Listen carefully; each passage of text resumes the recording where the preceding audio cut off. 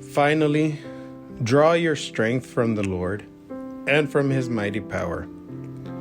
Put on the armor of God so that you may be able to stand firm against the tactics of the devil.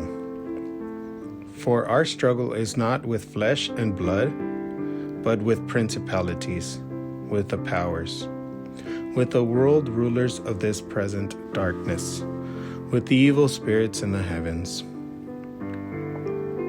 Therefore, put on the armor of God, that you may be able to resist on the evil day, and having done everything, to hold your ground. So stand fast with your loins girded in truth, clothed with righteousness as a breastplate, and your feet shod in readiness for the gospel of peace. In all circumstance, hold faith as a shield to quench all the flaming arrows of the evil one, and take the helmet of salvation and the sword of the Spirit, which is the word of God. With all prayer and supplication, pray at every opportunity in the Spirit. To that end, be watchful with all perseverance and supplication for all the holy ones. So I'll actually stop it there. Hi, everyone. Happy Sunday. I hope everyone has had so far a pretty good Sunday. I hope you enjoyed some time with your family, friends, or whatever you ended up doing today. And of course, come to Mass. So hopefully most of you understood or really dove deeper into what we heard at Mass this weekend. So recently we hear about this sense of toxic masculinity, or if you are a man, you are just by default toxic. Men are the ones that basically are the cause of every single problem in this world. And although it might be, hypothetically speaking, true, there's a big difference in who we call a man and just these other guys that are walking around. So today, I wanted to focus on that, the difference. First off, a man, like a real man, is not the way the world kind of depicts man. It's either you are a power lifter, you're a lumberjack, you're like a man's man. And it used to be that society would consider men, the more notches you had on your belt, the more conquests you had, etc., that's when you were considered a man.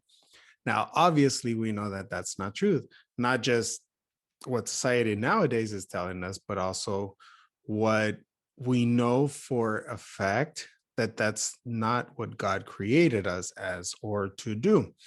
So a man shows certain characteristics of God or reflections of what God is for us now. And so as men, we reflect the protector, the provider, all those things. And so I wanted to focus on that. If you consider yourself a man and you don't reflect those characteristics of God, then in some way you're failing to be a man. I wanted to bring that to mind. God created us. We see from our inception, we see Adam and Eve. We see that Adam was to tend the garden. Not to say that we're all going to be gardeners, but to say that we needed to care for God's creation, however you want to put it. And that's not just like, oh, we have to care about the plants.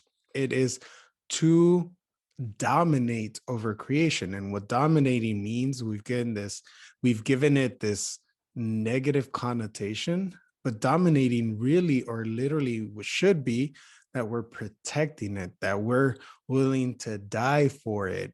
When we have dominion over something, it's not because we have power, but we have the power to protect that thing. So when we reflect those characteristics of God, when we reflect more fully or more truly who God created us to be as men, then we're more able to actually appreciate that side of God, the side that we more closely resemble too. So I won't make this too long.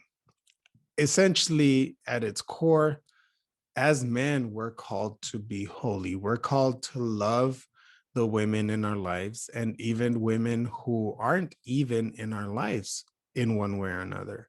We're called to protect, we're called to help our wives if we are married.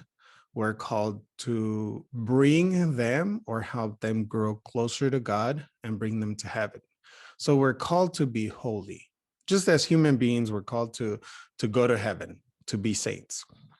But the responsibility on the other side means that it's going to fall on us if we don't do all we can to protect our spouses, to protect our children, to protect those around us.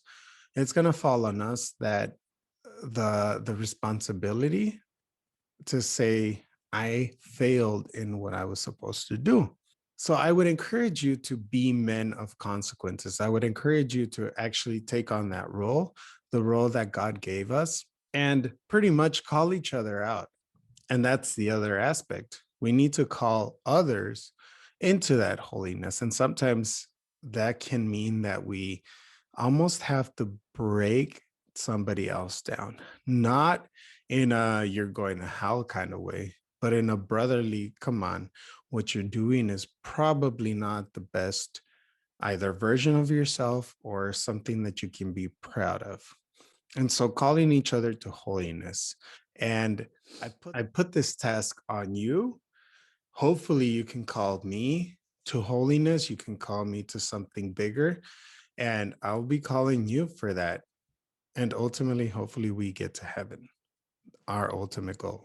So I'll leave you to ponder that. Marcos out.